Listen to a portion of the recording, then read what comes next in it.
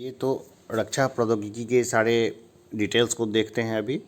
तो डीआरडीओ की स्थापना कब हुई थी? तो डीआरडीओ की स्थापना हुई थी वर्ष 1958 में। ठीक है ना। डीआरडीओ का फुल फॉर्म जो है वो कमेंट बॉक्स में ज़रूर लिख दीजिए। भाभा परमाणु अनुसंधान केंद्र यानी भाभा एटॉमिक रिसर्च सेंटर, इसकी स्थापना कहाँ हुई थी? तो ये हुई थी ट्रॉम्बे, मुंबई में। हंसा 2 क्या है? तो हंसा 2 जो है वो नेशनल एरोस्पेस लेबोरेटरी द्वारा निर्मित एक प्रशिक्षण यान है, यानी एक ट्रेनिंग शिप है। देखिए, कलम का इस्तेमाल मैं नहीं करता हूँ, ठीक है ना। मेरे साथ वर्डों पे चलेंगे, या तो आप इसको सुनेंगे या फिर जब इसको अपनी आंखों से देखेंगे ना तो ये काम हो जाएगा। तो मैं पेन का इस्तेमाल जो है रोक देता हूँ। कम दूरी का प्रक्षेपास्त्र त्रिशूल गति की दृष्टि से किस श्रेणी का है? तो यह प्राथमिक प्रक्षेपास्त्र है, यानी सुपरसोनिक मिसाइल है। संयुक्त राज्य अमेरिका द्वारा तत्कालीन रूसी संघ के मध्य नाभिकीय शस्त्रों पर कटौती करने की रणनीतिक आक्रामक शस्त्रों को सीमित करने के लिए वर्ष 2020 में न्यू स्टार्ट संधि यानी न्यू स्टार्ट पैक्ट की गई थी। विश्व का पहला परमाणु बिजली घर न्यूक्लियर पावर प्लांट किस देश में स्थापित है? तो यह है रूस में। ऑर्बिनिक्स परमाणु बिजली घर 1954 ईस्वी। सतह से सतह यानी सरफेस टू सरफेस पर मार करने वाली भारतीय रक्षा मिसाइल कौन सी है? तो यह पृथ्वी। T-90S युद्धक टैंक का भारतीय नाम क्या है? तो ये नाम है भीष्म। पूर्व राष्ट्रपति अब्दुल कलाम ने वर्ष 2006 में कौन सा लड़ाकू वायुयान उड़ाया था? तो ये उड़ाया था Sukhoi 30 MKI। BrahMos supersonic cruise missile का निर्माण किन दो देशों के द्वारा किया गया है? तो ये किया गया है भारत और रूस के द्वारा। नेशनल डिफेंस कॉलेज कहाँ स्थित है? ये स्थित है नई दिल्ली में। डीआरडीओ के द्वारा भारतीय थल एवं वायु सेना के लिए इंद्र नामक रडार विकसित किया गया है। स्वदेश निर्मित पहला तेल वाहक पोत वायल फ्लीट टैंकर कौन सा है? तो यह INS शक्ति। नाग, अब सबसे नीचे वाला देख लेते हैं कि नाग एक टैंक रोधी मिसाइल एंटी टैंक मिसाइल है जो दागो और भूल जाओ फायर एंड फॉरगेट के सिद्धांत पर कार्य करता है। फायर एंड फॉरगेट का मतलब ये हुआ कि उसको जब फायर किया जाता है इसके बाद दूरी इतनी कम है कि उसके ऊपर आगे कोई नियंत्रण नहीं रखा जा सकता। भारत की लघु दूरी का टैंक प्रतिरोधी एंटी टैंक रेसिस्टेंस स्वदेशी निर्मित प्रक्षेपास्त्र का नाम है नाग। सतह से सतह पर मार करने वाली सौर्य गति की दृष्टि से किस श्रेणी की मिसाइल है? तो ये हाइपरसोनिक मिसाइल है। गति है ध्वनि की गति से बहुत अधिक। भारत द्वारा विकसित ICBM जिसकी मारक क्षमता 2000 किलोमीटर से अधिक है का क्या नाम है? तो यह अग्नि 2। ICBM का मतलब है इंटर कॉन्टिनेंटल बैलिस्टिक मिसाइल। अंतर महाद्वीपीय ballistic missile and inter continental ballistic missile ICBM है। भारत द्वारा फाल्कन रडार सिस्टम किस देश से खरीदा गया? यह खरीदा गया है इजराइल से। भारतीय वायुसेना का पहला स्वदेशी एवं हल्का लड़ाकू विमान लाइट कॉम्बैट एयरक्राफ्ट कौन सा है? तो यह है तेजस। कलपक्कम तमिलनाडु में इंदिरा गांधी परमाणु अनुसंधान केंद्र IGCAR वर्ष 1971 में स्थापित किया गया था। भारत ने पहला परमाणु परीक्षण कब किया था? 18 मई 1974 को। दूसरा कब किया था? इसी वीडियो में या इसी से संबंधित वीडियो में आपको देखने को मिल जाएगा। रूस द्वारा एडमिरल गोस्कोव जिसे रूस ने बनाया है वह क्या है? तो यह नौसैनिक विमानवाहक जहाज है जिसने जो भारत को दिया है। भारत नाम बदल के उसका यूज़ करता है, एयरक्राफ्ट कैरियर है। भारतीय नौसेना में सेवारत INS शक्ति क्या है? तो यह तेलवाहक पोत है। संयुक्त राज्य अमेरिका ने पहला नाभिकीय विस्फोट कहाँ किया था? तो ये किया था व्हाइट सैंड्स में 16 जुलाई 1945 को। प्रक्षेपास्त्र यानी मिसाइल का विकास किसके द्वारा किया गया था? तो ये किया गया था वाल्टर डॉर्नबर्गर तथा वर्नहर वान बाउल के द्वारा। भारत डायनामिक्स लिमिटेड का मुख्यालय कहाँ स्थित है? ये स्थित है हैदराबाद में। नेत्र किस श्रेणी का जहाज है? तो यह मानव रहित हवाई यान है, अनमैन्ड एरियल व्हीकल है नेत्र। लक्ष्य नामक मानव रहित एयरक्राफ्ट अनमैन्ड एयरक्राफ्ट किसके द्वारा विकसित किया गया है? तो ये किया गया है DRDO के द्वारा विकसित।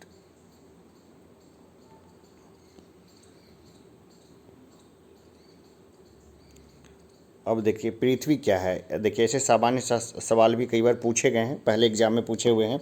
तो ये सतह से सतह पर मार करने वाली कम दूरी की प्रक्षेपास्त्र है। DRDO द्वारा विकसित इंद्र क्या है? तो इंद्र एक रडार प्रणाली है। रडार का मतलब होता है radio detection and ranging. Revathi क्या है? DRDO द्वारा नौसेना के लिए विकसित त्रिविमीय खोजी रडार है, 3D सर्विलेंस रडार है रेवती।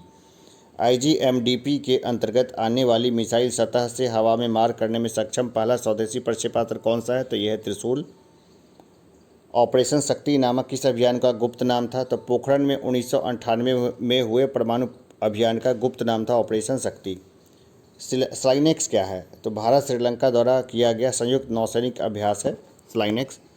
चंद्र कक्षीय मिशन सेलिन 1 किस देश से संबंधित है? ये संबंधित है जापान से।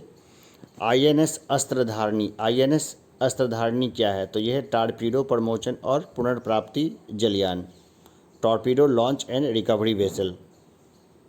लड़ाकू विमान तेजस स्वदेश निर्मित भारत का हल्का लड़ाकू विमान जो है आईसीए है, जिसका कि तेजस क्या है? तेजस जो है स्वदेश निर्मित भारत का हल्का लड़ाकू विमान एलसीए है, जिसका निर्माण हिंदुस्तान एरोनॉटिक्स लिमिटेड ने किया है।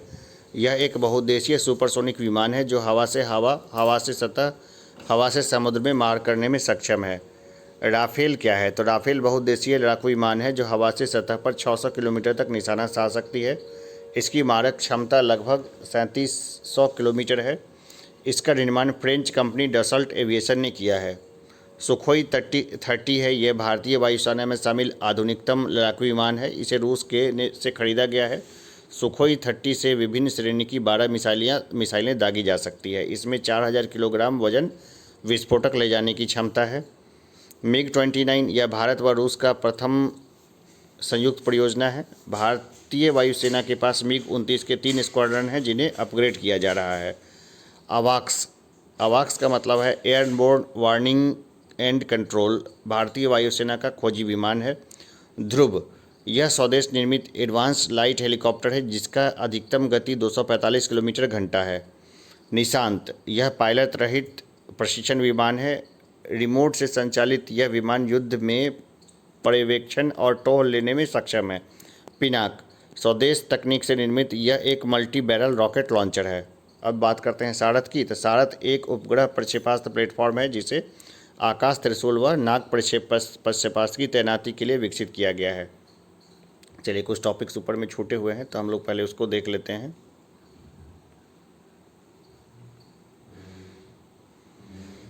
किस इंजन में ईंधन के रूप में हाइड्रोजन तथा ऑक्सीकारक के रूप में वायुमंडलीय ऑक्सीजन का प्रयोग किया जाता है? तो ये किया जाता है स्क्रैमजेट इंजन में। भारत की पहली सशस्त्र परमाणु पनडुब्बी कौन सी है? तो यह INS अरिहंत। फ्रेंडशिप 2016 क्या है? तो रूस और पाकिस्तान के सैनिकों द्वारा किया गया संयुक्त युद्धाभ्यास। समुद्र शक्ति किन देशों के साथ नौसैनिक अभ्यास है? तो भारत और जापान के साथ। चर्चिल राफेल विमान सौदा भारत के किस देश के साथ किया था? तो ये किया था फ्रांस के साथ। अस्त्र किस प्रकार का प्रक्षेपास्त्र है? तो आकाश से आकाश में मार करने वाली बैलिस्टिक मिसाइल है। T-90 भीष्म क्या है? तो ये तीसरी पीढ़ी का युद्धक टैंक है। रक्षा मंत्रालय द्वारा प्रतिवर्ष 2 वर्ष पर आयोजित की जाने वाली रक्षा प्रदर्शनी यानी डिफेंस एक्सपो वर्ष 2020 में आयोजित की गई। ये की गई लखनऊ उत्तर प्रदेश में 5 से 9 फरवरी 2020 को हुआ था। इसके बाद तो लॉकडाउन वगैरह लग गया है, 2 साल बाद होना है, तो अब देख लीजिए 22 में होगा।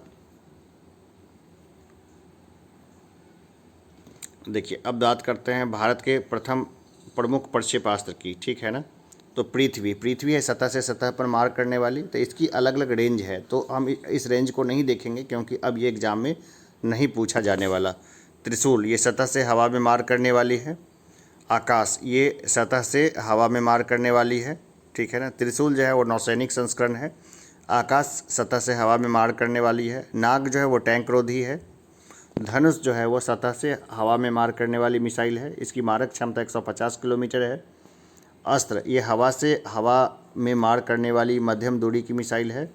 ब्रह्मोस है जो सतह से हवा में मार करने वाली मध्यम दूरी की सुपरसोनिक क्रूज मिसाइल है।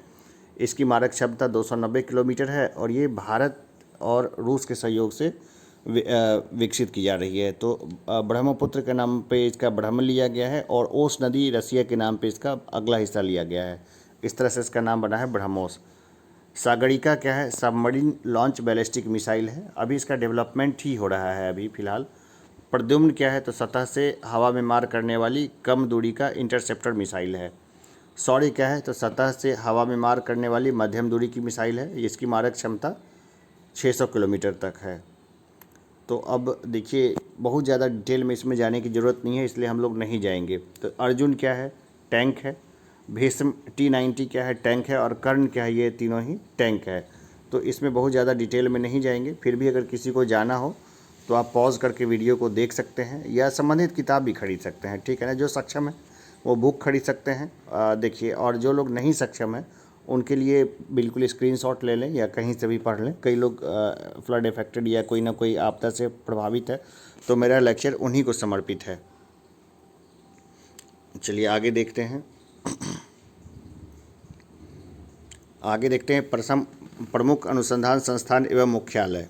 तो भाभा परमाणु अनुसंधान केंद्र यानी बाढ़ कहाँ है, तो मुंबई में है। इंदिरा गांधी परमाणु अनुसंधान केंद्र कलपक्कम तमिलनाडु में। राजा रमन्ना उन्नत प्रौद्योगिकी केंद्र इंदौर मध्य प्रदेश में। परमाणु खनिज अन्वेषण एवं अनुसंधान निदेशालय हैदराबाद तेलंगाना में पड़ गया, वहाँ है। प्रवर्ती ऊर्जा साइक्लोट्रॉन केंद्र यह है कोलकाता पश्चिम बंगाल में।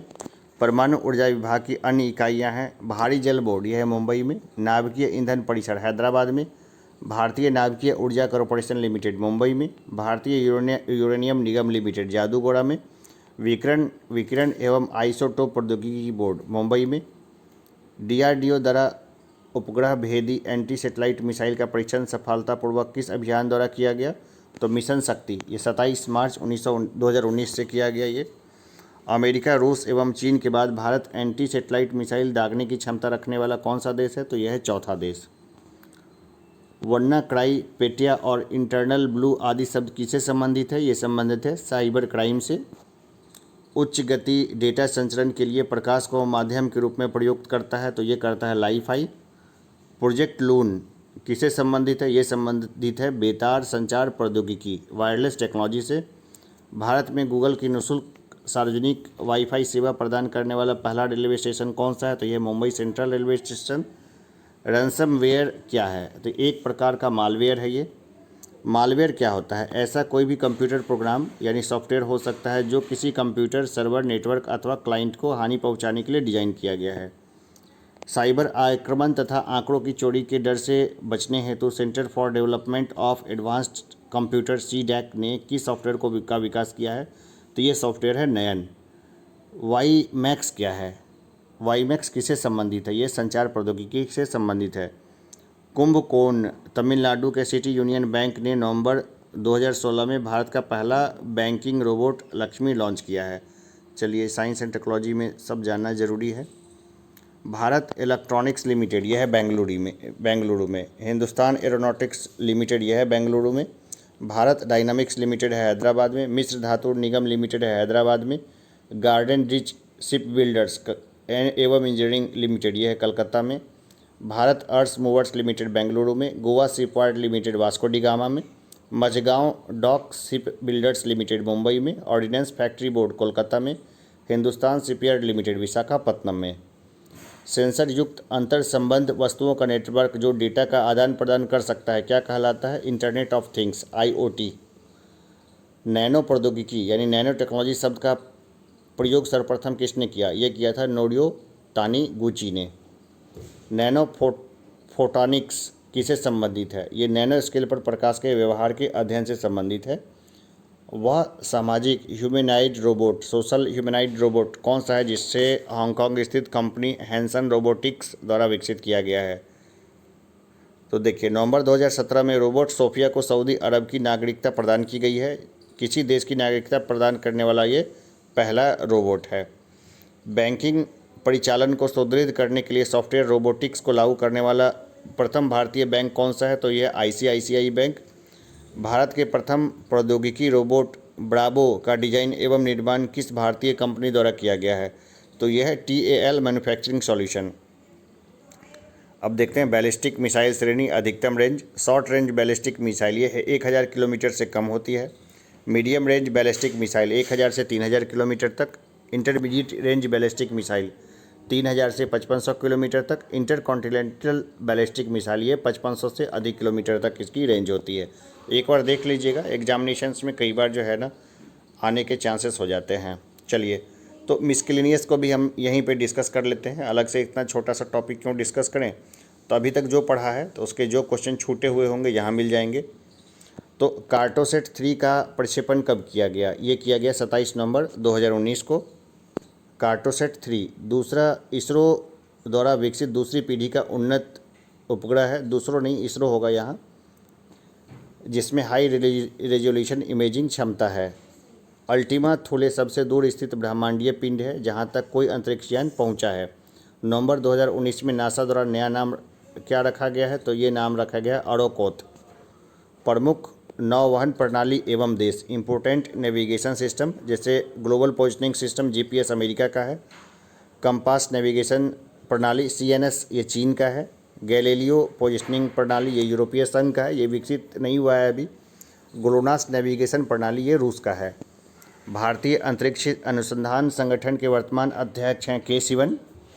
इसरो द्वारा निर्मित सबसे वजनी संचार उपग्रह कौन सा है, तो यह है GSAT-11। नासा ने किस ग्रह के अध्ययन के लिए इनसाइट मिशन का प्रक्षेपण किया, यह किया मंगल के लिए। भारत के पहले प्रस्तावित मानवयुक्त अंतरिक्ष मिशन का नाम क्या होगा, तो यह होगा गगनयान। चंद्रयान 2 कब प्रक्षेपित किया गया, यह किया गया 22 जुलाई 2019 को। चंद्रयान 2 का लैंडर को विक्रम नाम दिया गया है, जबकि रोवर को प्रज्ञान नाम दिया गया है। पृथ्वी और सूर्य का गुरुत्व संतुलन बिंदु ग्रेविटी बैलेंस पॉइंट क्या है, तो यह है लॉन्गरेंज पॉइंट। चंद्रमा पर उतरने वाला पहला मानव युक्त अंतरिक्ष मॉड्यूल का नाम है ईगल। अमेरिकी अंतरिक्ष एजेंसी नासा ने सूर्य के त्रिआयामी अध्ययन के लिए कौन सा मिशन अक्टूबर 2006 में प्रारंभ किया है, तो इसका नाम है स्टीरियो मिशन। गोल्डीलॉक्स जोन में स्थित ऐसे ग्रह जो आकार प्रकार की दृष्टि से पृथ्वी के समान होते हैं सुपर अर्थ कहलाते हैं। चलिए ऊपर से देखते हैं, रिवीजन कर लेते हैं। इसरो द्वारा अंतरिक्ष में प्रयोग होने वाली लिथियम आयन बैटरियों के लिए किस कंपनी के साथ करार किया गया है, तो यह है भारत हैवी इलेक्ट्रिकल्स लिमिटेड भेल। भूतुल्यकालिक जियोसाइंक्रोनस कक्ष में संचार उपग्रह स्थापित करने की संभावना सबसे पहले किसने व्यक्त की थी, ये देखी थी आर्थर सी क्लार्क ने। क्रायोजेनिक ताप से आशय किस ताप से है, तो यह 150 डिग्री से कम ताप। भारत के प्रमुख स्तंभ कोशिका अनुसंधान केंद्र stem cell research centre of India है। National centre for biological sciences Bengaluru, national centre for cell sciences Pune, international centre for stem cells cancer and biotechnology Pune, centre for stem cell sciences Hyderabad, school of regenerative medicine Karnataka, LV Prasad eye institute ये है हैदराबाद में। किस wireless तकनीक के अंतर्गत दो उपकरणों को एक छोटी रेंज में लाकर 4 सेंटीमीटर रेडियो संचार स्थापित किया जाता है, तो निकट क्षेत्र संचार बोलते हैं इसको। किस एप्लीकेशन के माध्यम से भौतिक जगत की वस्तुओं को कंप्यूटर जनित 3D मॉडल को एनिमेशन वीडियो के द्वारा संवर्धित किया जाता है, तो यह साकार ऐप। भूस्थैतिकी कक्षा यानी जियो स्टेशनरी ऑर्बिट पृथ्वी से लगभग कितनी ऊंचाई पर स्थित है, ये 36,000 किलोमीटर की डिस्टेंस होती है। कौन सा भारतीय उपग्रह एक ही समय में ultraviolet optical low high energy x ray wave band पर ब्रह्मांड की निगरानी करने में सक्षम है, तो यह है एस्ट्रोसैट। तो चलिए अभी के लिए इतना ही, जल्द मिलते हैं छोटे से ब्रेक के बाद। चलिए अंतरिक्ष प्रौद्योगिकी से संबंधित सारे क्वेश्चंस को देखेंगे। जो स्पेस टेक्नोलॉजी है वो काफ़ी इम्पोर्टेंट फील्ड है, तो उसमें बहुत सारे प्रश्न पूछे गए हैं। 20 सालों में जो पूछे गए हैं उसका संग्रह ये किताब करती है, और इसके अलावा भी जो जिस तरह के क्वेश्चन पूछे गए होंगे या पूछे जाएंगे उसके बारे में भी हम लोग अभी साथ साथ चर्चा करेंगे। अन्यथा एक लेक्चर अलग से लेंगे जिसका आई बटन ऊपर में मैं उसका लिंक दे दूंगा, तो वहाँ से मालूम पड़ जाएगा। तो अंतरिक्ष यानी स्पेस एंड टेक्नोलॉजी को हम लोग देखते हैं। यूरी गागरिन वर्ष 1961 मानव युक्त अंतरिक्षयान से उड़ान भरने वाले प्रथम अंतरिक्ष यात्री थे। यूरी गागरिन रूस के थे जो 1961 में प्रथम बार जो है अंतरिक्ष में गए थे। चंद्रमा की सतह पर उतरने वाला पहला अंतरिक्षयान कौन सा था, तो यह है लूना 2। 13 सितंबर 1959 को सोवियत संघ द्वारा ये प्रक्षेपित किया गया था, और ये अनमैन्ड मिशन था, यानी इसमें आदमी नहीं था। लूना 2 जो है 13 सितंबर वर्ष 1959 को सोवियत संघ द्वारा कहाँ भेजा गया, चंद्रमा पर उतरने वाला पहला अंतरिक्षयान था। नील आर्मस्ट्रॉन्ग चंद्रमा पर किस यान से गए थे, तो ये गए थे अपोलो 11 से। अपोलो 11 मिशन था वो। अंतरिक्ष में प्रक्षेपित किए जाने वाले प्रथम भारतीय उपग्रह का नाम क्या था, ये था आर्यभट्ट। 19 अप्रैल 1975 को ये प्रक्षेपित किया गया था। अमेरिका अंतरिक्ष agency NASA national aeronautics and space administration NASA, administration होगा, AD छूटा हुआ है यहाँ पर। एडमिनिस्ट्रेशन नासा की स्थापना कब की गई थी? ये की गई थी 29 जुलाई 1958 को। 2 सितंबर 1971 को मंगल ग्रह पर उतरने वाला प्रथम मानव निर्मित यान मार्स 3 किस देश द्वारा प्रक्षेपित किया गया? सोवियत संघ द्वारा। 2 सितंबर 1971 को मंगल ग्रह पर उतरने वाला प्रथम मानव निर्मित मार्स 3 किस देश के द्वारा प्रक्षेपित किया गया था? तो ये किया गया था सोवियत संघ के द्वारा। आप समझ सकते हैं कि सोवियत संघ की साइंस एंड टेक्नोलॉजी कितनी आगे है। चंद्रयान 2 चंद्रमा के किस भाग पर उतरेगा? दक्षिणी ध्रुव पर, ठीक है ना। अब जो होना था ये हो चुका है, चंद्रयान 2 का मामला। इसरो की मास्टर कंट्रोल सुविधा कहाँ अवस्थित है? यह है हासन, कर्नाटक में।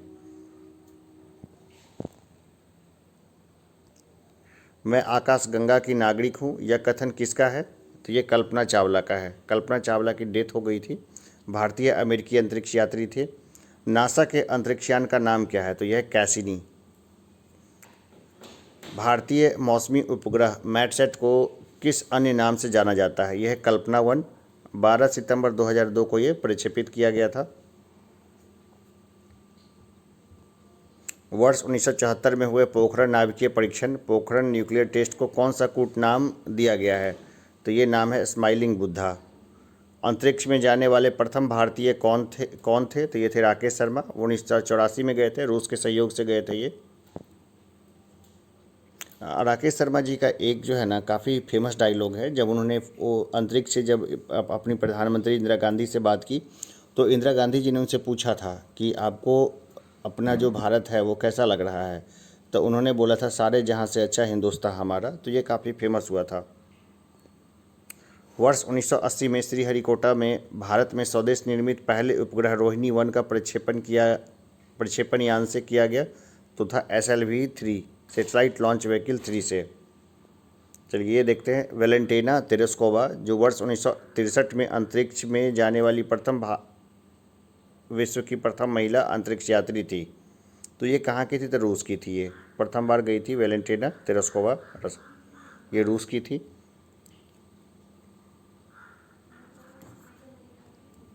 पोखरण नाभिकीय परीक्षण 2 कब किया गया? ये किया गया 11 मई 1998 को। और 1 कब किया गया था? 1974 में किया गया था। मैसेंजर किसका अन्वेषी अंतरिक्ष यान है? तो यह है नासा का। नासा द्वारा प्रक्षेपित मैसेंजर अंतरिक्ष यान किस ग्रह से संबंधित सूचनाएं प्राप्त करने के लिए भेजा? तो ये बुध ग्रह के लिए भेजा था उसको। DRDO द्वारा निर्मित मानव वायुयान है तो यह है रुस्तम 1।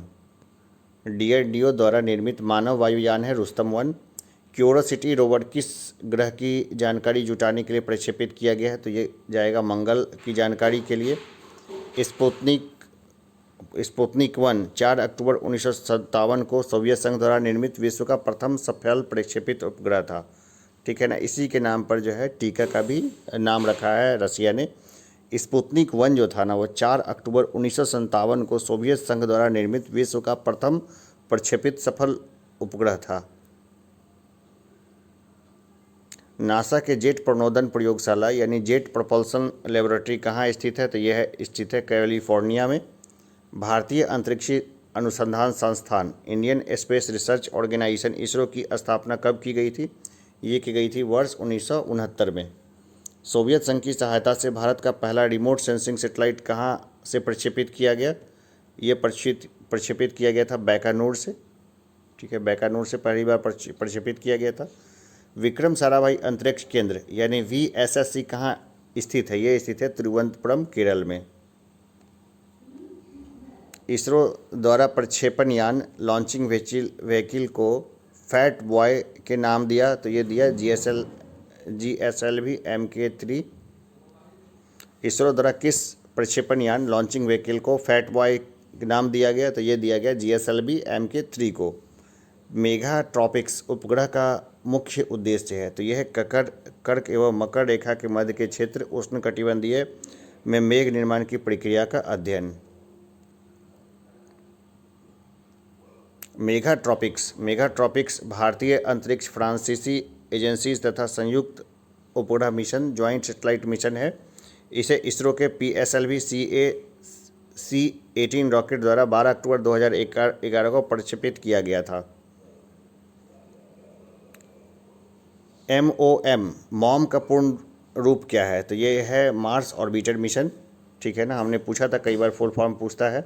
तो MOM जो है ना वो मंगल ग्रह की चक्कर लगा रही है, वो भारत का सफल मिशन है वो।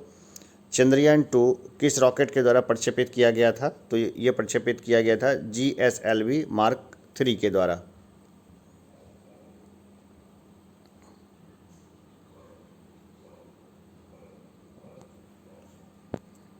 आगे भी इसको देखते हैं, आगे जितने क्वेश्चन हैं सबको देखते हैं।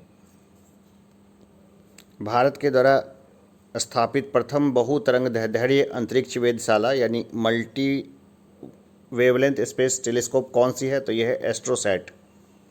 एस्ट्रोसैट को किस टेलीस्कोप का लघु संस्करण कहा जाता है? तो ये कहा जाता है नासा के हबल स्पेस टेलीस्कोप का। नासा द्वारा किस अंतरिक्ष पिंड के अध्ययन के लिए न्यू होराइजन नामक अंतरिक्ष यान का प्रक्षेपण किया गया? तो यह प्लूटो के लिए किया गया है, न्यू होराइजन। गोल्डीलॉक्स जोन्स क्या है? ये बराबर एग्जाम्स में आया हुआ है। गोल्डीलॉक्स जोन्स क्या है? तो देखिए, ऐसे ग्रहों की खोज जो पृथ्वी जैसे हो, तो बाह्य अंतरिक्ष में वह क्षेत्र जहाँ पृथ्वी जैसे ग्रहों की खोज की संभावना है। इसमें ना इसमें कई सारी अलग उत्तर भी आपको कई जगह देखने को मिलेगा। देखिए, सूर्य से जितनी दूरी पृथ्वी की है उसी की तरह कोई ऐसा ग्रह जो ना ज़्यादा गर्म हो ना ज़्यादा ठंडा हो, वो पूरे वर्ल्ड में पूरे अंतरिक्ष में पूरे ब्रह्मांड में कहाँ कहाँ है, उसकी खोज है गोल्डीलॉक्स जोन्स। विश्वविद्यालय शैक्षणिक संस्थान के उपग्रह, ये भी देख लेते हैं कि विश्वविद्यालय ने कौन कौन से उपग्रह अपने लॉन्च किए हैं।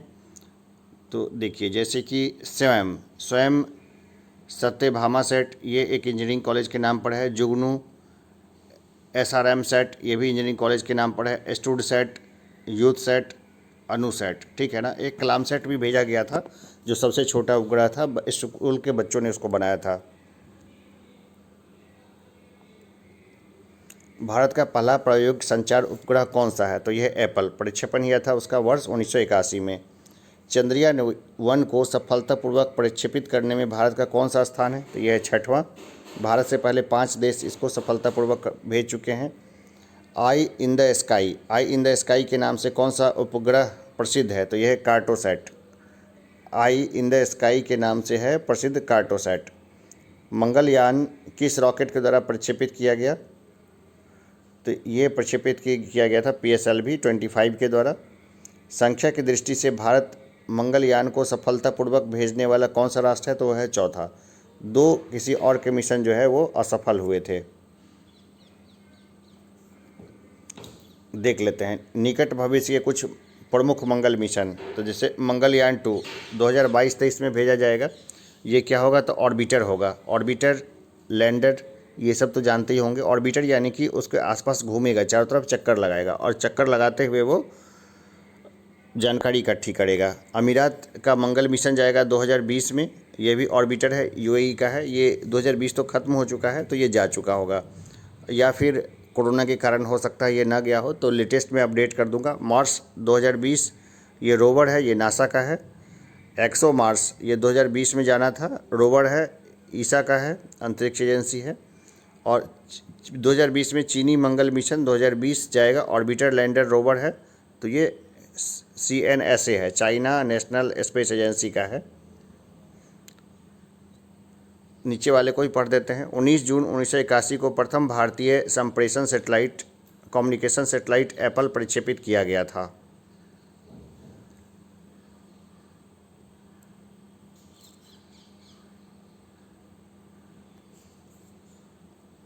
रोसेटा नामक अंतरिक्ष यान विश्व की किस अंतरिक्ष एजेंसी से संबंधित है? यह है यूरोपियन अंतरिक्ष एजेंसी से। भारत का प्रथम रक्षा उपग्रह किसे माना जाता है? तो यह है TES, टेक्नोलॉजी एक्सपेरिमेंट सैटेलाइट। मंगल ग्रह के उल्कापिंड का एक टुकड़ा अंटार्कटिका से प्राप्त हुआ है, इसका नाम क्या है? तो यह ALH 84001। भुवन क्या है? तो इसरो द्वारा विकसित सॉफ्टवेयर है। भुवन क्या है? तो इसरो द्वारा विकसित सॉफ्टवेयर है। बाह्य अंतरिक्ष में चलने वाली प्रथम अंतरिक्ष यात्री कौन था? तो ये था एलेक्सी लियोनोव। 18 मार्च 1995 को यह बाह्य अंतरिक्ष में चला था। नासा की जेट प्रोपल्सन लेबोरेटरी कहाँ स्थित है? यह है पैसाडेना, कैलिफोर्निया में।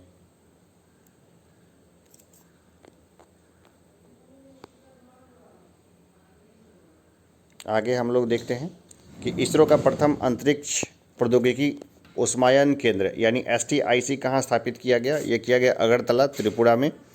थुम्बा में विक्रम साराभाई अंतरिक्ष केंद्र की स्थापना के लिए सबसे महत्वपूर्ण कारण क्या है? तो थुम्बा भूचुंबकीय विषुवत रेखा पर स्थित है। हबल स्पेस टेलीस्कोप का निर्माण किसके द्वारा किया गया था? तो ये किया गया था नासा एवं यूरोपियन स्पेस एजेंसी के द्वारा। चीन की नेविगेशन प्रणाली का नाम क्या है? तो यह है बीडेयू।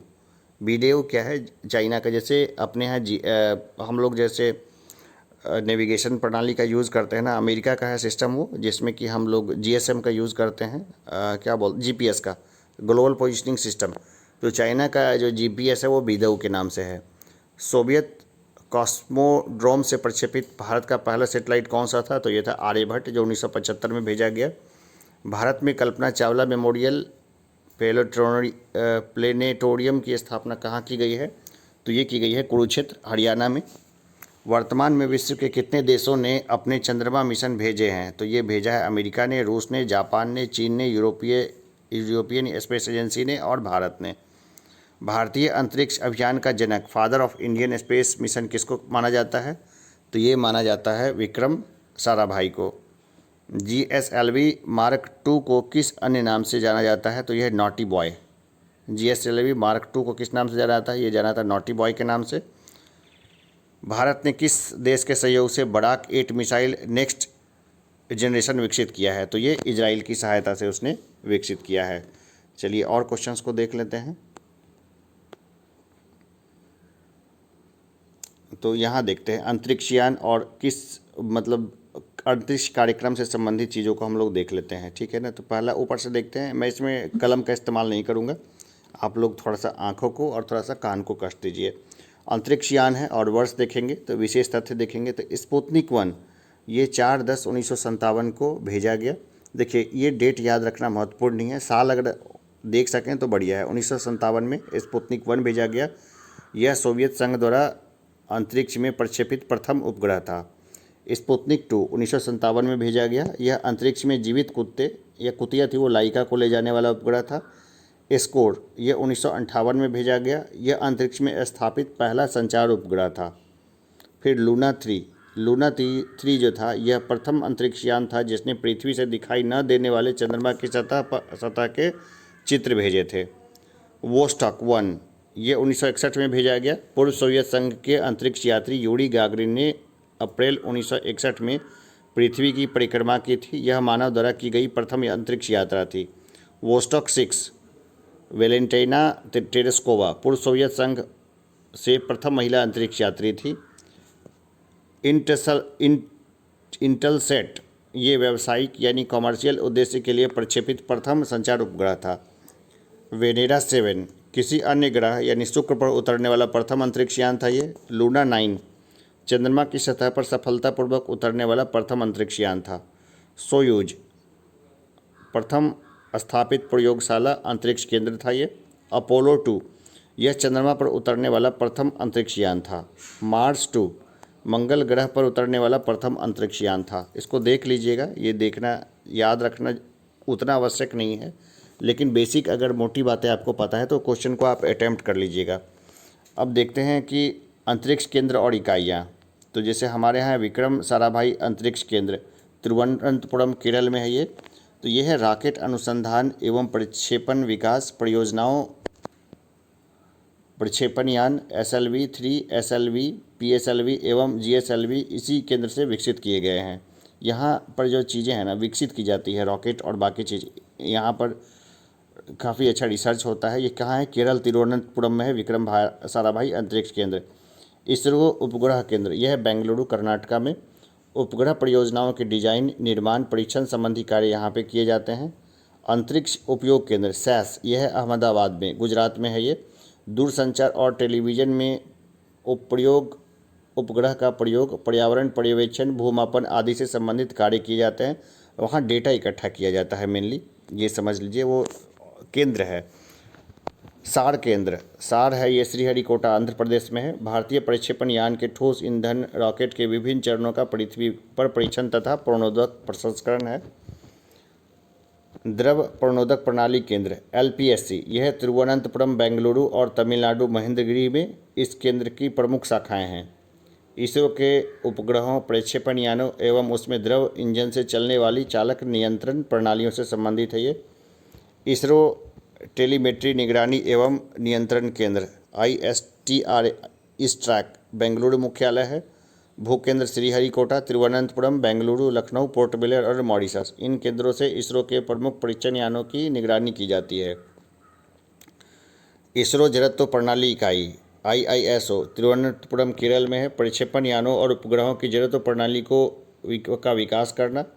राष्ट्रीय दूर संवेदी एजेंसी NRSA हैदराबाद एवं प्रमुख केंद्र बालानगर है। उपग्रह से प्राप्त आंकड़ों का उपयोग करके पृथ्वी के संसाधनों की पहचान करना। इसरो अब तक 319 विदेशी उपग्रहों को भी प्रक्षेपित कर चुका है। तो ये इसरो के बारे में बहुत खास जानकारियाँ थी।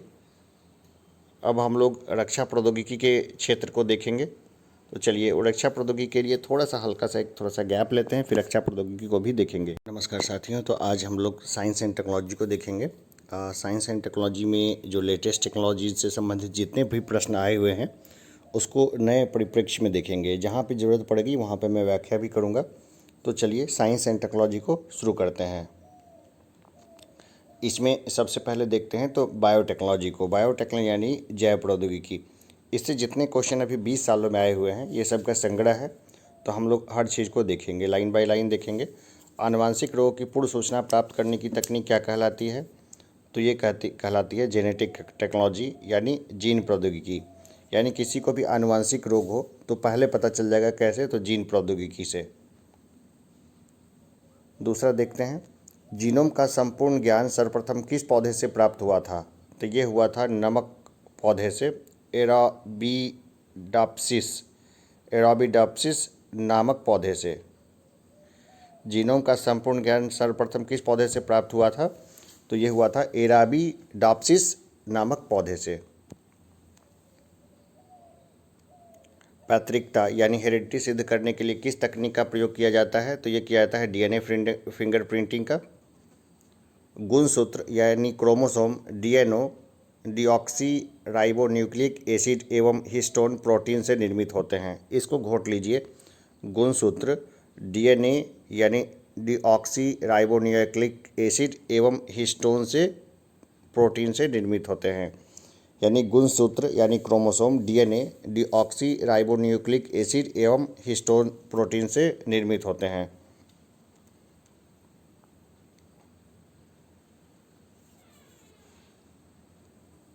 DNA परीक्षण, DNA टेस्ट की तकनीक किसके द्वारा विकसित की गई? तो ये विकसित की डॉक्टर एलेक्सी जेफ्रीज द्वारा। DNA परीक्षण की तकनीक जो है वो विकसित की गई डॉक्टर एलेक जेफ्रीज द्वारा। भारत के किस वैज्ञानिक ने ट्रांसजेनिक सिल्कवर्म का विकास किया है? तो ये किया है प्रोफेसर गोपीनाथ ने। ट्रांसजेनिक सिल्कवर्म जो है ना, उससे बहुत अच्छी पैदावार हो जाएगी सिल्क की, तो वो किया है प्रोफेसर गोपीनाथ ने। 2,4-D किसका उदाहरण है? 2,4-D किसका उदाहरण है? तो ये खरपतवारनाशी है, हर्बिसाइड्स है। जो ग्रामीण क्षेत्रों में रहते हैं उनको अपने घर के आसपास कई बार जो खरपतवार बरसात में खास करके जब उग जाता है ज़्यादा तो खरपतवारनाशी डालने की ज़रूरत पड़ती है, तो वो होता है 2,4-D। बायोचिप में क्या होता है? तो बायोचिप में RNA और DNA तथा प्रोटीन होता है। बायोचिप में RNA, DNA तथा प्रोटीन होता है। राष्ट्रीय रोग प्रतिरक्षण संस्थान नेशनल इम्यूनोलॉजी इंस्टीट्यूट कहाँ स्थित है? ये स्थित है नई दिल्ली में। किस वैज्ञानिक को प्रतिरक्षा विज्ञान यानी इम्यूनोलॉजी का जनक माना जाता है? तो यह है एडवर्ड जेनर। इन्होंने टीके का आविष्कार किया था। कौन सा टीका का आविष्कार किया था ये मुझे ज़रूर बताइए, कमेंट बॉक्स में डाल दीजिए। पैसिव लर्निंग रखिए, जहाँ आपको ज़रूरत लगे वीडियो को पॉज करिए, जहाँ ज़रूरत हो बैक जाइए, दोबारा सुनिए, ये सब सीखने का हिस्सा है। भारत का कौन सा एकमात्र शोध संस्थान DNA फिंगरप्रिंटिंग जैव तकनीक से संबंधित है? तो यह सेल्यूलर एवं मॉलिक्यूलर बायोलॉजी केंद्र हैदराबाद। भारत का कौन सा एकमात्र शोध संस्थान DNA फिंगरप्रिंटिंग जैव तकनीक से संबंधित है? तो यह सेल्यूलर एवं मॉलिक्यूलर बायोलॉजी केंद्र हैदराबाद। राष्ट्रीय डेयरी शोध संस्थान national dairy research institute NDRI के वैज्ञानिक द्वारा अगस्त 2010 में हरियाणा के करनाल में गरिमा नामक एक क्लोन से भैंस विकसित की गई थी। ऐसी जैविक रचना जो एकमात्र जनक यानी माता अथवा पिता से अलैंगिक विधि द्वारा उत्पन्न होती है क्या कहलाती है? तो उसको क्लोन कहते हैं। ये सिंगल सेल से डेवलप की जाती है। सबसे नीचे का अभी पढ़ देते हैं, ये इससे संबंधित नहीं है। वैज्ञानिक जेम्स डी वाटसन को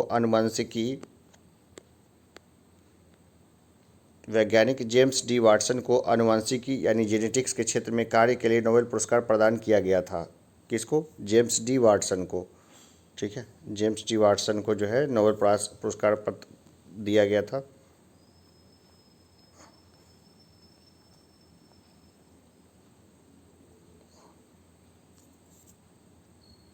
मनुष्य द्वारा निर्मित आनुवंशिक रूप से अभियंत्रित यानी जेनेटिकली इंजीनियर्ड प्रथम जीवित प्राणी कौन सी है? तो यह है डॉली। मनुष्य द्वारा निर्मित आनुवंशिक रूप से अभियंत्रित जेनेटिकली इंजीनियर्ड प्रथम जीवित प्राणी कौन सी है? तो ये डॉली। डॉली एक भेड़ है, अब तो ये जीवित नहीं रही, इसने अपना लाइफ चक्र जो है वो पूरा कर लिया है। वैज्ञानिकों ने किस मास्टर जीन की खोज की है जो अनेक प्रकार के कैंसर के लिए उत्तरदायी है? तो यह है यूटिक्स जीन। यूटिक्स जीन जो है अनेक प्रकार के कैंसर के लिए उत्तरदायी है। विश्व स्तर के प्रोग्राम ह्यूमन जीनोम प्रोजेक्ट मानव जीनोम परियोजना ह्यूमन जीनोम प्रोजेक्ट का उद्देश्य क्या है? तो ये उद्देश्य है मानव जीनों और उनके अनुक्रमों की पहचान और मानचित्रण करना।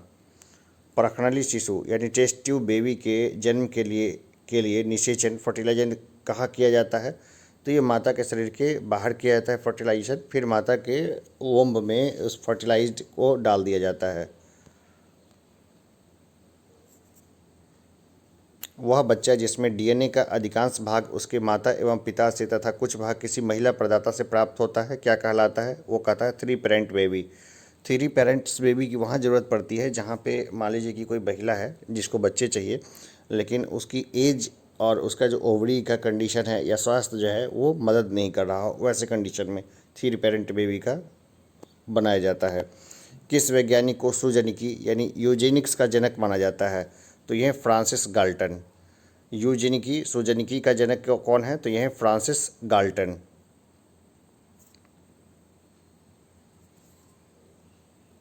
जेम्स डी वाटसन तथा फ्रांसिस क्रिक द्वारा डीएनए की संरचना के द्विहेलिक्स संरचना डबल हेलिक्स स्ट्रक्चर को पहली बार वर्ष 1953 में प्रस्तुत किया गया था। इसको एकदम याद कर लेना है कि जेम्स डी वाटसन तथा फ्रांसिस क्रिक द्वारा डीएनए की संरचना के द्विहेलिक्स यानी डबल हेलिक्स स्ट्रक्चर जो है उसको पहली बार 1953 में प्रस्तुत किया गया था। ये इस तरह का डबल हेलिक्स मॉडल होता है ना, इस तरह का ये उसको प्रस्तुत किया गया था 1953 में। जीनो ट्रांसप्लांटेशन से क्या तात्पर्य है? एक प्रजाति से दूसरी प्रजाति में अंगों का प्रत्यारोपण। एक प्रजाति से दूसरी प्रजाति में अंगों का प्रत्यारोपण जो है वो जीनो ट्रांसप्लांटेशन कहलाता है। हाल फिलहाल तो नहीं, काफ़ी पहले एक डॉक्टर ने एक इंसान में सूअर का दिल लगा दिया था और वो सक्सेसफुली वो वर्क कर रहा था। इसके ऊपर काफ़ी चर्चा हुई थी, उस डॉक्टर को जेल हो गई थी, फिर बाद में उसके प्रशंसा में काफ़ी लेख भी लिखे गए थे। खैर आगे देखते हैं। भारत में जैव प्रौद्योगिकी यानी डिपार्टमेंट ऑफ बायोटेक्नोलॉजी की स्थापना किस वर्ष की गई थी? ये की गई थी वर्ष 1986 में। मानवों की पहचान सुनिश्चित करने के लिए जैव प्रौद्योगिकी यानी बायोटेक्नोलॉजी पर आधारित अत्याधुनिक तकनीक को क्या कहा जाता है? तो यह है डीएनए उंगली छापन, डीएनए फिंगरप्रिंटिंग।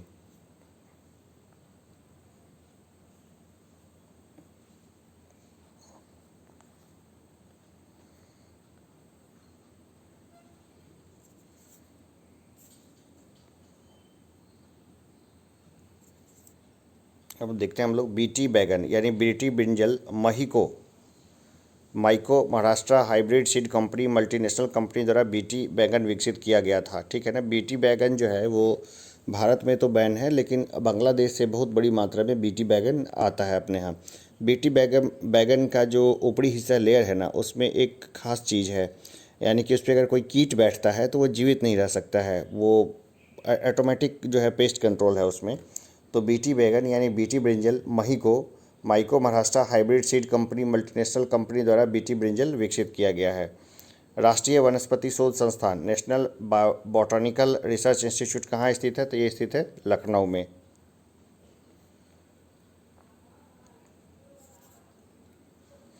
हाइब्रिडोमा प्रौद्योगिकी, हाइब्रिडोमा टेक्नोलॉजी एक नया जीव प्रौद्योगिकी उपागम बायोटेक्नोलॉजिकल अप्रोच है एक कॉलोनी प्रतिरक्षियों के वाणिज्यिक उत्पादन के लिए।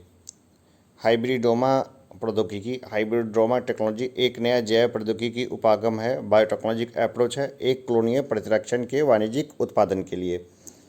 राष्ट्रीय जैविक खेती केंद्र नेशनल ऑर्गेनिक फार्मिंग सेंटर कहाँ स्थित है? ये स्थित है गाजियाबाद उत्तर प्रदेश में। Teddy the energy and resource institute नई दिल्ली द्वारा विकसित की गई माइक्रोराइजा नामक फफूंदी फसलों तथा वृक्षों सहित लगभग सभी प्रकार के पौधों के लिए उपयुक्त मानी जाती है। टेडी का फुल फॉर्म क्या है? The energy and research institute. कई बार एग्जाम में ये भी आ जाता है फुल फॉर्म, खास करके बीपीएससी में आ जाता है। ठीक है, तो टेडी से संबंधित अगर कोई इन्फॉर्मेशन बार बार पेपर में आ रहा है तो उस इन्फॉर्मेशन के अलावा आपको उसका फुल फॉर्म भी जो है वो ध्यान रखना है। टेडी का क्या है? फुल फॉर्म है the energy and research institute नई दिल्ली द्वारा विकसित की गई माइक्रोराइजा नामक फफूंदी फसलों तथा वृक्षों सहित लगभग सभी प्रकार के पौधों के लिए उपयुक्त मानी जाती है। सुपर राइस किसके द्वारा विकसित किया गया है? तो ये किया गया है डॉक्टर GS खुश द्वारा। सुपर राइस अंतर्राष्ट्रीय चावल शोध संस्थान IRI मनीला में ये कार्यरत हैं। मनीला किसकी राजधानी है? फिलीपींस की। वहाँ चावल के ऊपर काफ़ी रिसर्च होता है। तो सुपर राइस किसके द्वारा विकसित किया गया है? डॉक्टर GS खुश द्वारा। अंतर्राष्ट्रीय चावल शोध संस्थान IRI मनीला में कार्यरत है ये। बीटी कॉटन के उत्पादन में कौन सा सूक्ष्म जीव माइक्रो ऑर्गेनिज्म संबंधित है? तो ये है बैसिलस भूरीजिएंसिस नामक जीवाणु। बीटी कॉटन के उत्पादन से कौन सा सूक्ष्म जीव संबंधित है? तो बैसिलस भूरिंजिएंसिस। आगे देखते हैं। 3 अगस्त 1994 को वेणुगोपाल के नेतृत्व में अखिल भारतीय आयुर्विज्ञान संस्थान all India institute of medical sciences AIIMS नई दिल्ली में प्रथम सफल हृदय प्रत्यारोपण किया गया। देखिए भारत में ये किया गया 1994 में, इसलिए ये खास बन जाता है। और वर्ल्ड में पहला हृदय प्रत्यारोपण किया गया था साउथ अफ्रीका में।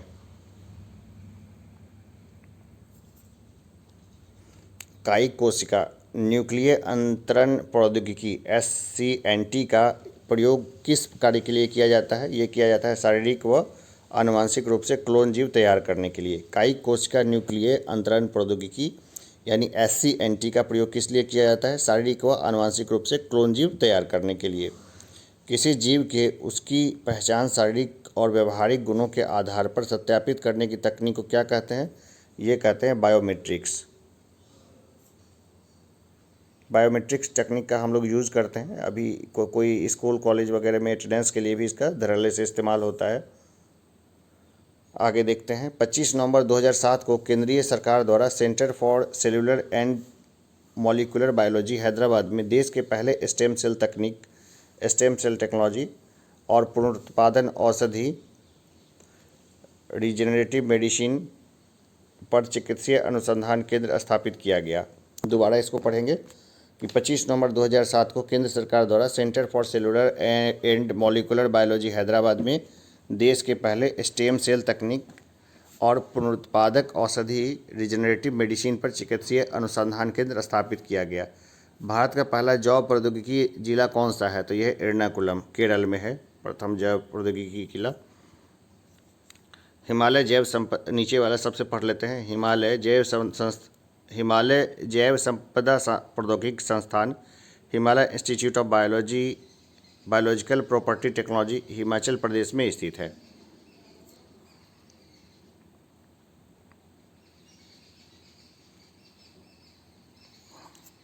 आगे देखते हैं। भारत में पोलियो वैक्सीन का निर्माण किसके द्वारा किया गया? ये किया गया भारत इम्यूनोलॉजिकल एवं बायोलॉजिकल कॉरपोरेशन बुलंदशहर उत्तर प्रदेश के द्वारा। तो भारत में पोलियो वैक्सीन का निर्माण किसके द्वारा किया गया? भारत इम्यूनोलॉजिकल एवं बायोलॉजिकल कॉरपोरेशन बुलंदशहर उत्तर प्रदेश के द्वारा। प्रसव पूर्व एमिनियोसेंटिसिस विधि से भ्रूण का लिंग ज्ञात किया जाता है। भाई कौन सा तरीका है? एमिनोसेंटेसिस। अब इस पर रोक लग चुकी है। भ्रूण का लिंग जो है जन्म से पहले नहीं जांच करना है, ठीक है। ये तकनीक कौन थी? तो एमिनोसेंटेसिस। राष्ट्रीय कोशिका विज्ञान केंद्र नेशनल सेल साइंस सेंटर कहाँ स्थित है? ये स्थित है पुणे, महाराष्ट्र में।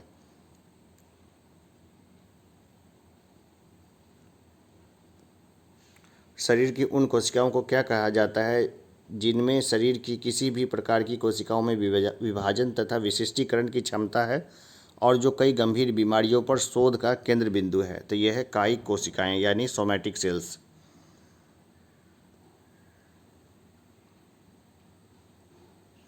Institute of microbial technology, institute of microbial technology कहाँ स्थित है? ये स्थित है चंडीगढ़ में। अंगुलियों के निशान को बहुरंगीय सतहों पर उभारने हेतु किस रसायन का प्रयोग किया जाता है? तो ये फ्लोरोसेंट पाउडर का इस्तेमाल किया जाता है। इसी के जरिए फ़ोटो खींच के फिर फिंगरप्रिंट की डिटेल्स तैयार की जाती है। ऐसे सूक्ष्मजीव जिनका प्रयोग करके पौधों को पोषक तत्वों की प्राप्ति कराई जा सकती है, क्या कहलाते हैं? वो कहलाते हैं जैव उर्वरक।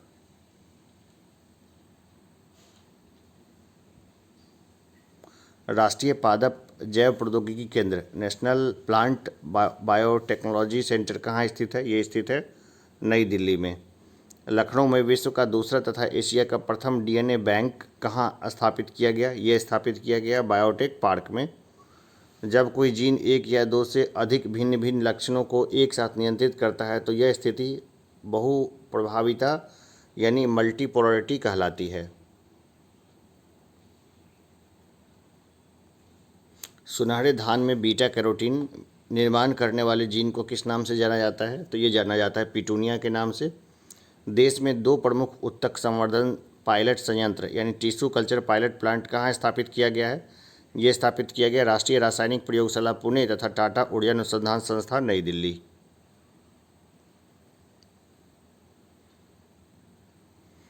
कौन सा जीव पौधों को नुकसान पहुंचाने वाले कीटों एवं अन्य ऑर्थोपोड्स को नष्ट करता है? तो यह है बैकुलोवायरस।